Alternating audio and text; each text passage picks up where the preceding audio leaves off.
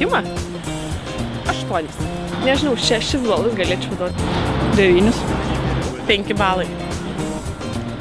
Kokiais gal 9? Nu gerai, bendrai 9. Kavą neša, tai gėlių nedovanoja, komplimentus sako, tai štai 9. Tai čia jau ir taip, čia iš fiziologijos jau aišku, vyrai iš Marso, moteris iš Veneros. Ką turėtų padaryti? Į Havajus kelionę nupirkti.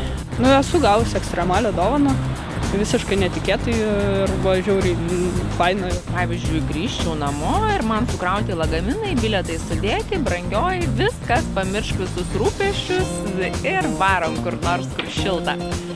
Paruošti pusryčius, paruošti pietus, paruošti vakarienę, išvesti vaikus į darželį, juos paimti, grįžus namo, grįžus žmonai arba draugiai namo, tiesiog jos laukti.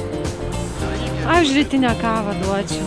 Dovanos, grįžti namo, vakarienė paruošta, gėlės, žodžiu, masažas ir taip toliau, kai nieko nereikia rūpintis ir gali tik tai atsipalaiduoti. Taip, žinoma, kad taip. Jo, visi draugai absoliučiai yra iš vyrų pusės visi džentelmenai. Jiem tiesiog reikia sutikti su visko ir tada viskas yra gerai. Ir tada jos, ir mes suprantam juos, ir jie tada supranta mus.